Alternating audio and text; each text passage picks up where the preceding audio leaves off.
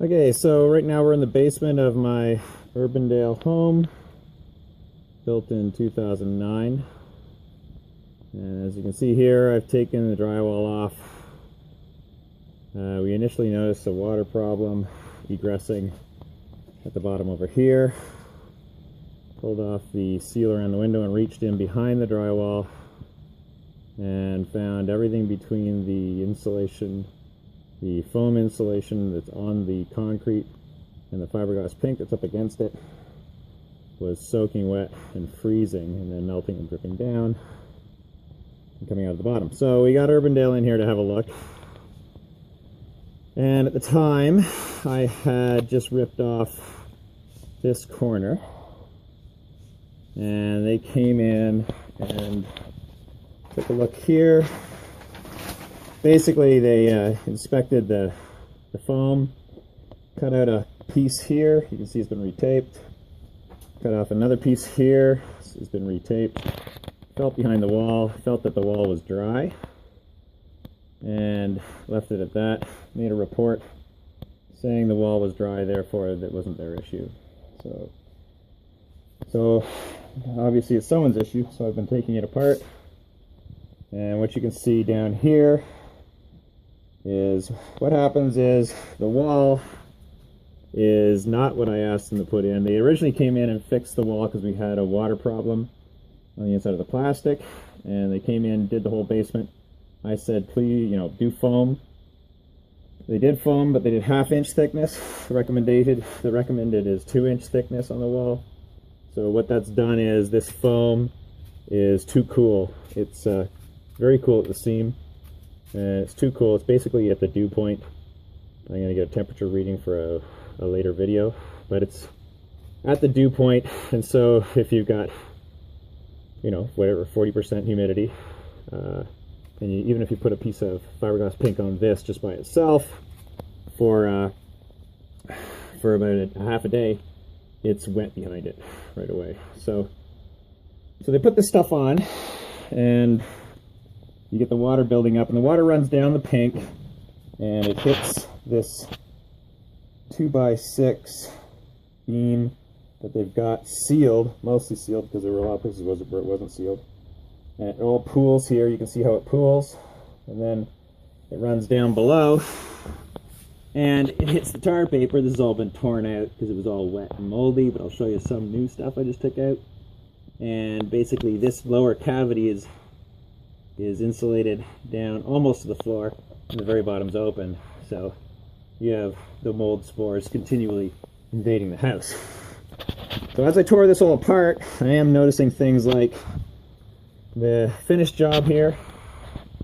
This pink insulation has not been sealed against the wall. There is the tape ends here, and this is open right back to the concrete.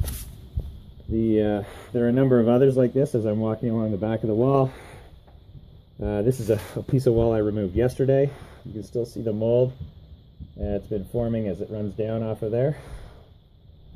And you can also see in here, you can see, not that well.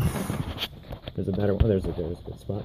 You can see again, the pink is not taped here. It's not taped to the wall. There's an opening there. This is fresh. This has just been removed. Not a ton of mold here, but obviously soaking wet at the bottom. Here's one where it's very, very wet, very black. The water is still on the wall. The wall is soaked. And all the way up. Again here, the seam, not even close to being a vapor barrier. This is wide open, back into the concrete. Any kind of moisture can come through here.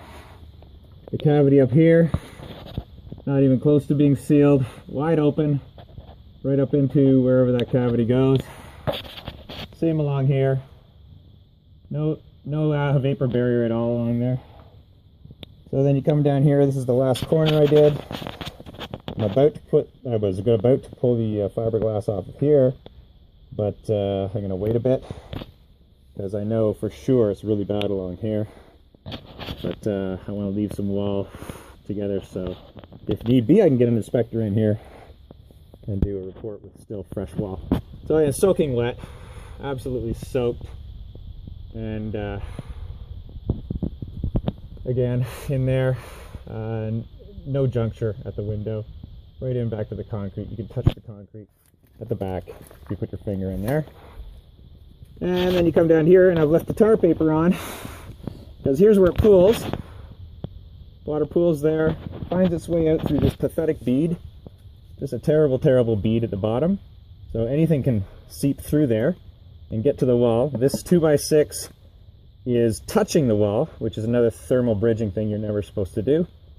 And it soaks through, hits the tar paper, and here's where the mold grows. And there are mold spores like this at every single seam. And the way it's built, that was in this lower cavity. It'll be behind this stuff as well. And it's open to the bottom here. So the water continues to run out, and you'll see staining here in places where it's actually getting to this wood.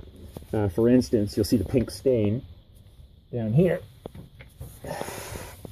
where it's obviously, this is a place where it's run, and there's been so much water, it's run out, that it runs onto the concrete and stains the concrete pink.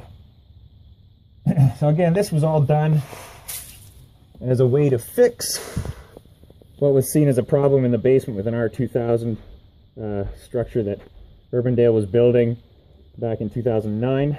And they've since made a lot of changes, I believe. My father-in-law just built a house with them. Basement construction is completely different, crowd foundations, etc., etc. All designed to move that dew point further out into the wall. So clearly they knew there was a problem, and they're just failing to fix it for me. Anyway, I'm going to give Urbandale a chance to come through on this one, and we'll see what happens with that. I'll let you know later.